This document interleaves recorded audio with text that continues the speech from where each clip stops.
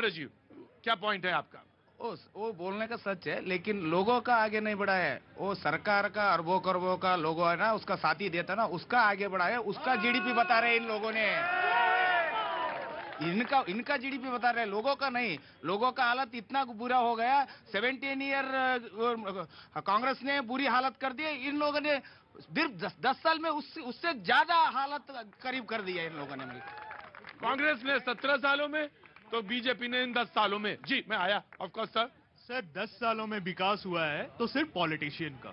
अगर आप कहिए एमपी की सैलरी देखें, एमएलए की सैलरी देखें, पूरे पार्षद की सैलरी देखें, उनका इंक्रीमेंट कितना परसेंट हुआ ये बताइए।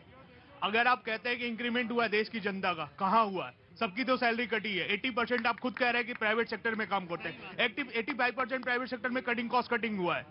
तो तरक्की किसकी हुई? तरक्की किसकी हुई? जी वन बाय वन आज डिबेट का दूसरा रूप रहेगा, बोलने का सबको मौका है। जी जी अभी विप्लव भाई ने 2 लाइन बोली, मैं भी 2 लाइन दुष्यंत कुमार। बिल्कुल साहब, बिल्कुल बोलिए दुष्यंत से।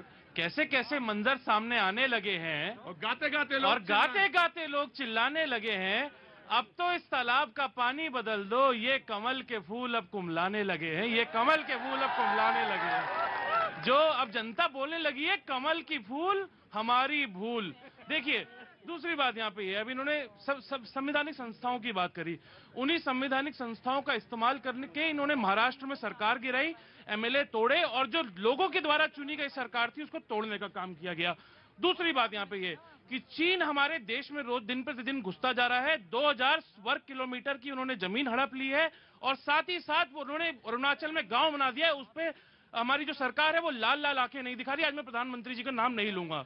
तीसरी बात यहाँ पे ये, जिस तरह से भारत जोड़ो यात्रा में भारतीय जनता पार्टी ने सोचा कि यहाँ पे मोमेंटम नहीं आएगा, लेकिन वो इस मोमेंटम से इतना घबरा गई है, उनको दिख रहा है कि लाखों किसान, लाखों युवा, लाखों नौजवान, यहाँ तक कि सैनिक भी जो रिटायर हो चुके सैनिक हैं, वो राहुल गांधी जी के इस मुहिम में जुड़ रहे हैं। और भारत जोड़ने का काम जो राहुल गांधी जी कर रहे हैं उससे भारतीय मैदल साहब वेरी क्विक। धन्यवाद प्रतीक जी। पहले तो माननीय प्रधानमंत्री जी की माता जी को मेरी ओर से शत नमन, और 1 शताब्दी का आज अंत हुआ, मेरी तरफ से बहुत बहुत संवेदनाएं। जी देखिए प्रतीक जी, अभी यहाँ पर दोनों प्रवक्ताओं ने चंद लाइनें कही। मैं यहाँ लाइनें नहीं कहना चाहता हूँ, मैं तो इस साल का जो है ना सार बताना चाहता हूँ कि इस साल में कोविड के बाद ये पहला साल रहा जिसमें कि भारत की अर्थव्यवस्था पूरे विश्व में सबसे ज्यादा तेजी से बढ़ती अर्थव्यवस्था है। दूसरी चीज, पूरे विश्व के अंदर जहां हाहाकार मचा हुआ है, जहां पर युद्ध चल रहा है, बड़े बड़े देशों की अर्थव्यवस्थाएं डावाडोल है, हमारे पड़ोसियों की अर्थव्यवस्थाएं बेहाल और कंगाल हो गई है, फिर भी इस देश की अर्थव्यवस्था 5वीं सबसे बड़ी अर्थव्यवस्था बन गई है। हमारे देश में आज भी 80 करोड़ से ज्यादा लोगों को मुफ्त अनाज मिल रहा है। हमारा देश आज विश्व में एक बड़ा निर्यातक बन के खड़ा हो गया है। ये किसका नेतृत्व है? ये माननीय प्रधानमंत्री जी का करिश्माई नेतृत्व है। और यहाँ ये जो कुछ खड़े हुए बिके हुए लोग,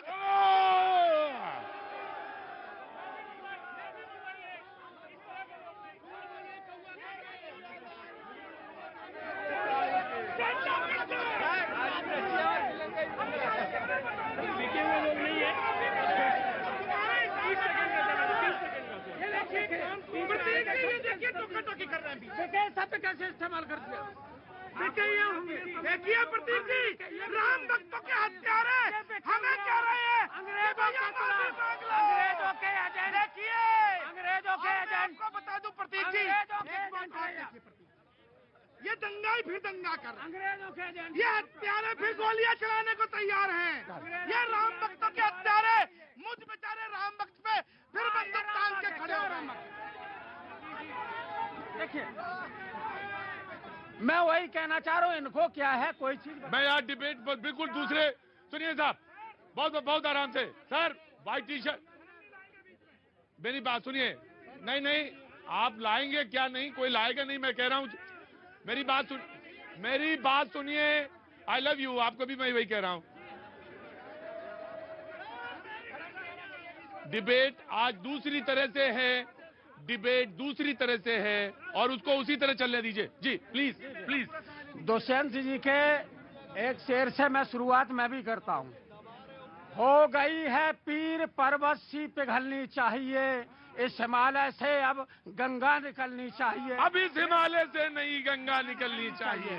तो ये चीजें हैं। अभी बहुत सारी, अगर हम 5वीं बहुत बड़ी इकोनॉमी बन गए हैं तो फिर ये बताइए पर कैपिटा इनकम में 197 देशों में 142 नंबर पर, जो सबसे नंबर 1 पर है यूएसए अमेरिका, उसकी जानते हैं कितनी है? $70,000। आपकी कितनी है? 2,200। इसीलिए बाद में बात करना, मैं दूसरी बात करना चाहता हूँ। 45 साल में सबसे ज्यादा बेरोजगारी हो गई है। हम चाहते हैं उनको अब जो साल गया, नए साल में जो बेरोजगार है उनको कम से कम रोजगार मिले, किसानों की आय दोगुनी हो। मैंने बीच में छेड़ा नहीं ना प्रतीक जी। देखिए, इन्होंने अभी अमेरिका और यूरोप की बात की। अमेरिका और यूरोप के एक पैदा होते बच्चे का एक नंबर होता है, हर एक आदमी वहाँ टैक्स देता है। ये $70,000 की बात करते हैं। हिंदुस्तान में जब प्रधानमंत्री जी घुसपैठियों को भगाने की बात करते हैं, यही खड़े होकर चिल्लाते हैं कि भैया भगाएंगे नहीं।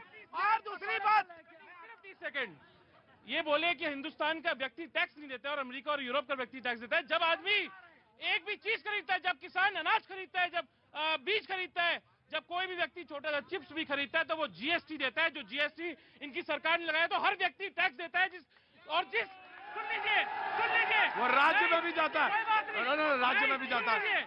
दही दूध पे टैक्स लगाने वाले ये लोग हैं, और टैक्स लगाया जब इन्होंने, तभी लोग दही दूध भी नहीं खरीद पा रहे हैं।